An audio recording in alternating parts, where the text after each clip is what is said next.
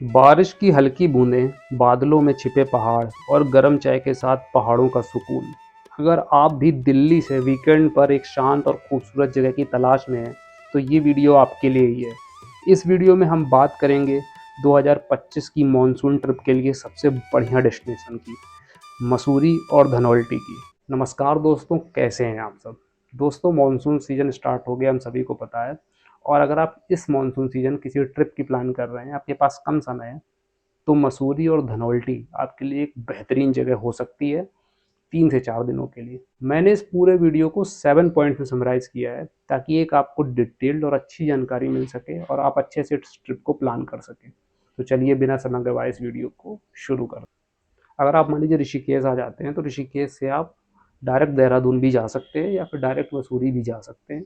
2 रास्ते गए हुए हैं ऋषिकेश से, एक जाता है नरेंद्र नगर होते हुए और दूसरा जाता है डायरेक्ट देहरादून होते हुए। तो इस तरीके से आप पहुंच सकते हैं। देखिए, मैं अपने सेकंड पॉइंट पे आता हूँ, best time to visit during monsoon.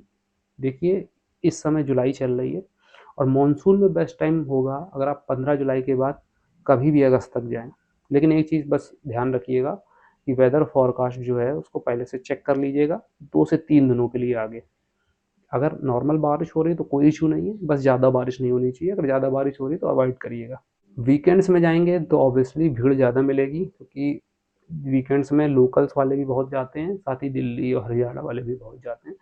तो आसपास के लोग वीकेंड्स में जाना वहाँ प्रेफर करते हैं, इसलिए वीकेंड्स में अवॉइड करिएगा जाना, ताकि एक आप शांत और अच्छी ट्रिप प्लान कर सकें। नहीं तो भीड़ ज़्यादा होगी तो आपको ही दिक्कत होगी, ट्रैफिक में वहाँ बहुत प्रॉब्लम होती है।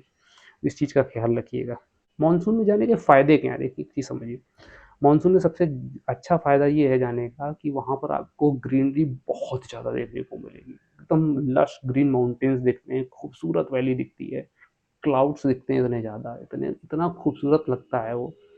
साथ ही साथ जब आप मसूरी में गलियों में घूमेंगे, लैंडोर साइड जाएँगे, तो वहाँ पर जो पाइन ट्रीज़ हैं उनमें बादल एकदम नीचे आ जाते हैं, तो इतना अच्छा लगता है घूमने में। साथ ही साथ जो जितने भी वाटरफॉल्स हैं उनमें पानी का लेवल बढ़ता है।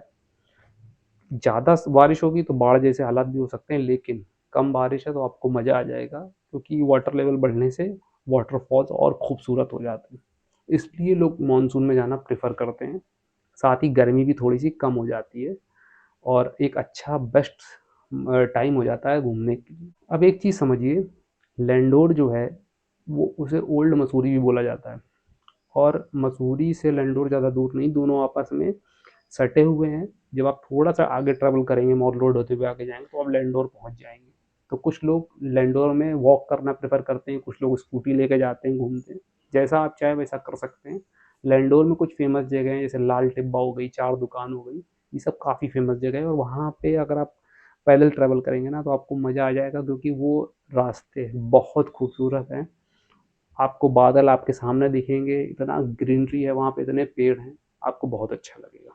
अब मैं अपने थर्ड ऑप्शन पे आता हूँ, स्टे टू कंसीडर, कहाँ पे रुकना चाहिए। मसूरी रुके, धनौल्टी रुके, लैंडोर रुके, कहाँ रुके? देखिए, मसूरी में भीड़ ज़्यादा रहती है, ओवर क्राउडेड रहता है मसूरी। तो मसूरी में कुछ लोग अवॉइड करते हैं, इस समय अवॉइड करने लगे हैं लोग लैंडोर में रुकना प्रेफर करते हैं, क्योंकि लैंडोर थोड़ा सा पीसफुल है। और उससे आगे आप धनौल्टी की तरफ चले जाएंगे तो वो और ज़्यादा पीसफुल है, क्योंकि वहाँ पर एकदम क्या खूबसूरत जगह है, वो एकदम नेचर लवर्स के लिए है और पूरा फॉरेस्ट एरिया है। तो वो एक अच्छी जगह है रुकने के लिए। अगर आप पीस चाहते हैं ट्रिप में, 2-3 दिन पीसफुल बिताना चाहते हैं, तो धनौल्टी एक बेस्ट ऑप्शन है रुकने के लिए।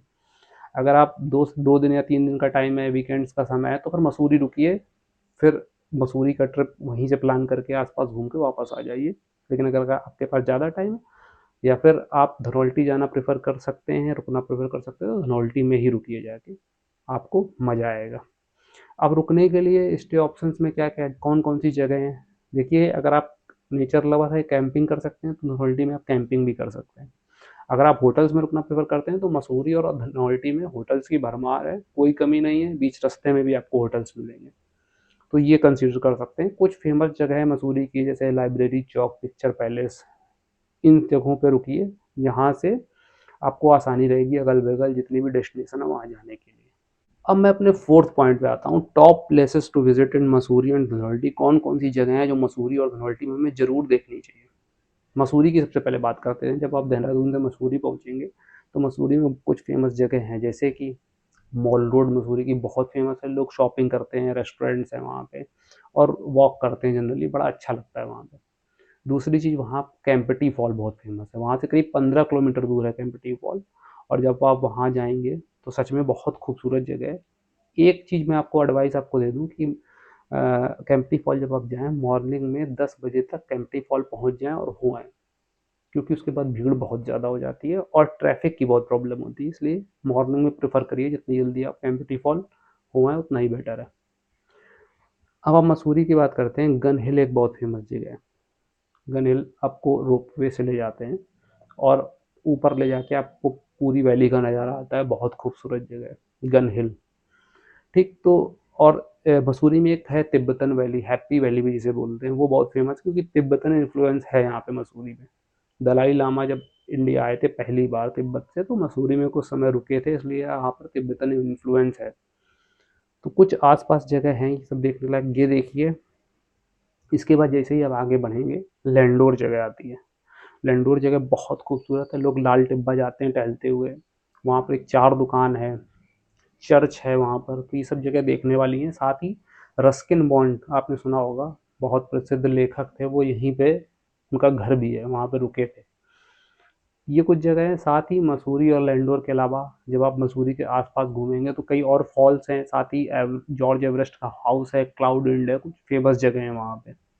जब आप धनौल्टी की तरफ जाएंगे तो धनौल्टी में इको पार्क है, माता सरकुंडा देवी का मंदिर है, ये सब जगह हैं धनौल्टी में। लेकिन धनौल्टी अपने आप में बहुत खूबसूरत जगह है, जब आप जाएंगे तो आपको खुद फील होगा धनौल्टी सच में बहुत खूबसूरत जगह है।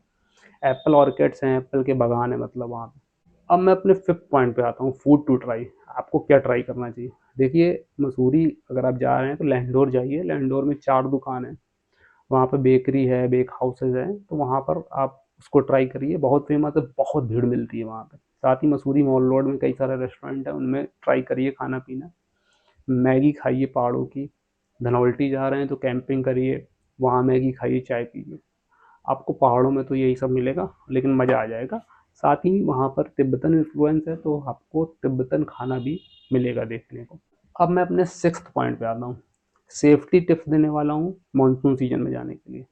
सबसे पहली सेफ्टी टिप ये है कि फोरकास्ट देखिए, वेदर फोरकास्ट। अगर ज़्यादा बारिश हो रही है तो अवॉइड करिए, क्योंकि लैंडस्लाइड ज़्यादा होती है और आप फिर घूम भी नहीं पाएंगे। हाँ, लेकिन नॉर्मल सीजन है, कम बारिश है, तो फिर जाइए, मज़ा आ जाएगा आपको। दूसरी चीज़, ड्राइविंग स्किल्स आपकी अच्छी हो तभी जाइएगा, पहाड़ों में ड्राइविंग अच्छी हो तो जाइए, वरना मानसून सीजन में अवॉइड करिए और किसी सीजन में जाइए। तीसरा, कुछ चीज़ अपने साथ ज़रूर कैरी करिए, जैसे रेन कोट हो गया, अम्ब्रेला हो गया, इसको भूलिए मत, क्योंकि लोग भूलते हैं और वहाँ पर दिक्कत होती है। फोर्थ ऑप्शन, पावर बैकअप अपने साथ रखिए, पावर बैंक्स वगैरह ये सब अपने साथ रखिए, हो सकता है आप ट्रैकिंग कर रहे हो, घूम रहे हो और उसकी शॉर्टेज हो, तो ये ज़रूर आप अपने साथ कैरी करिए। अब मैं अपने 7 पॉइंट पे आता हूँ। मैं आपको एक बजट बताने वाला हूँ कि कितना खर्चा हो सकता है आपका 2 से 3 दिनों की ट्रिप में। देखिए, सबसे पहले बात करते हैं ट्रैवल की, यानी कन्वेंस की, यहाँ से वहाँ पहुँचना या अपनी गाड़ी से जाना। तो ये मान के चलिए पर पर्सन 2 से 4 हज़ार रुपये खर्चा हो सकता है 3 दिनों के लिए ट्रैवल में। दूसरी बात करते हैं स्टे की, स्टे में आपका 3 हज़ार रुपये से लेकर 5 हज़ार रुपये तक खर्चा हो सकता है।